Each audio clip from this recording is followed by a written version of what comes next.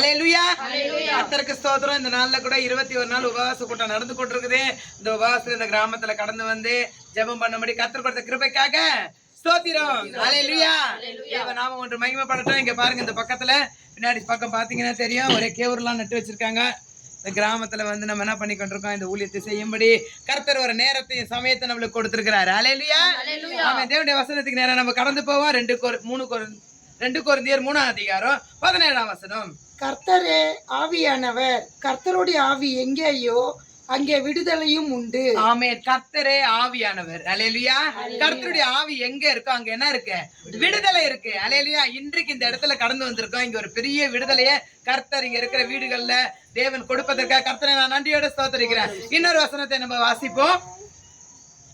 கலாத்தியர் 6ஆம் அதிகாரம் 2வது வசனம்.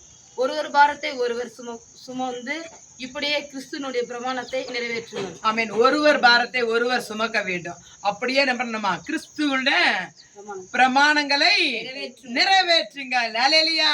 இன்றைக்கு கிராமத்துல கடந்து வந்து ஒருவர் பாரத்தை ஒருவருக்காக ஜெபிக்கும் போது கர்த்தருடைய பிரமாணங்களை நம்ம என்ன பண்ணி கொண்டிருக்கிறோம்? சுமந்து கொண்டிருக்கிறோம். அல்லேலூயா. இந்த உபவாச கூட்டத்துல நம்ம அனைவரும் சந்தோஷமா இருக்கோம். தேவன் இந்த இடத்துல கொண்டு வந்ததுக்கு கர்த்தரை நான் நன்றியோட ஸ்தோத்திரிக்கிறேன். God bless you. கர்த்தர் தாமே நம்ம ஆசீர்வதிப்பார். ஆமென்.